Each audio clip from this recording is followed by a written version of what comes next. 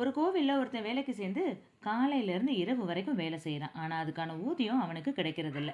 இருந்தாலும் ரொம்ப நாளாக அந்த வேலையை செய்கிறான். கொஞ்ச நாளில் சலிப்பு தட்ட கடவுளை திட்டுறான். ஏன் என் வாழ்க்கையில் மட்டும் முன்னேற்றமே இல்லை அப்படின்னு. அப்போ கடவுள் அவன் முன்னாடி வந்து, சரி இன்னைக்கு ஒரு நாள் மட்டும் நீ நானாகவும் நான் நீயாகவும் மாறுவோம்.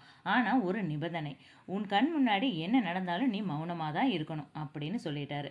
அதுக்கப்புறமா கடவுள் இவனை மாதிரி மாறி கோயில் பணிகளை செய்ய ஆரம்பிச்சிட்டாரு. இவன் கடவுளா மாதிரி கருவறையில் உட்காந்துறான். அப்போ ஒரு பணக்காரன் பெரிய பணப்பெட்டியோட வந்து தான் தொடங்கும் தொழில் நல்லா வரணும்னு சாமி கும்பிட்டு போகிறான்.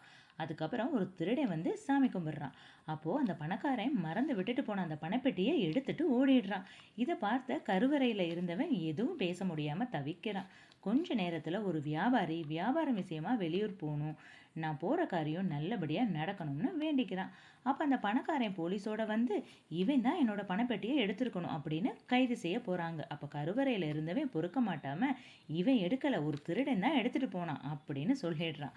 கடவுளே சொல்லிட்டாரு அப்படின்னு நினச்சிட்டு இவனை விட்டுட்டு போய் திருடனை பிடிச்சிடுறாங்க.